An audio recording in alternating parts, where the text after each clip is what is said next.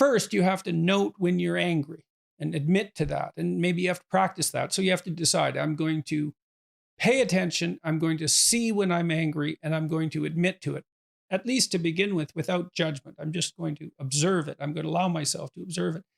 Then you have to allow yourself to see what angry thoughts you have.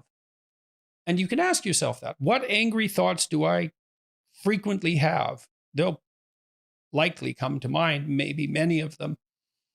You can jot all those down. Those are ones you're familiar with. And then you can notice when you're angry, and you can ask yourself, well, what am I thinking right at this moment? What angry thoughts am I thinking? And some of them might be quite shocking. You might also manifest themselves in destructive fantasies. You know, maybe you have a fantasy of grabbing somebody by a shirt collar and pushing them up against a wall, or dumping, hot coffee on your boss, or some impulse towards aggression that might manifest itself as a flashing fantasy. And perhaps one that you're shocked by and don't want to admit.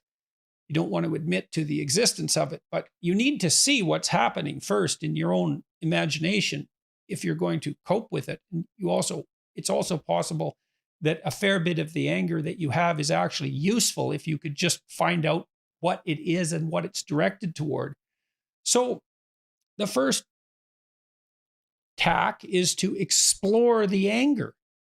What gives rise to it? What situations give rise to it? What people give rise to it? What are you doing when it happens? And what is the phenomenology of the anger? How does it make itself manifest in image, fantasy, and thought? And then now you have an anger inventory.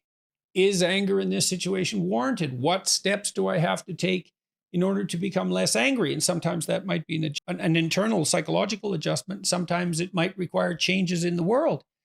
Maybe you're in a relationship that's oppressive, and you have been for a long time. And the way to fix that isn't to adjust your attitude, although it could be, but it might be that it's time to get out of the relationship. And so differentiation. When are you angry? What elicits it? Why are you angry? Who are you angry at? What are the nature of the angry thoughts? What are the nature of the angry fantasies? All of that. You have to get that out where you can see it. And you have to walk through it. And you can do that by yourself. You can do that while writing. You can produce counter thoughts. So if you're angry about something, you could outline the reasons why anger is not productive, or you could outline the reasons why it's productive and the reasons it's not productive for a full exploration of the issue.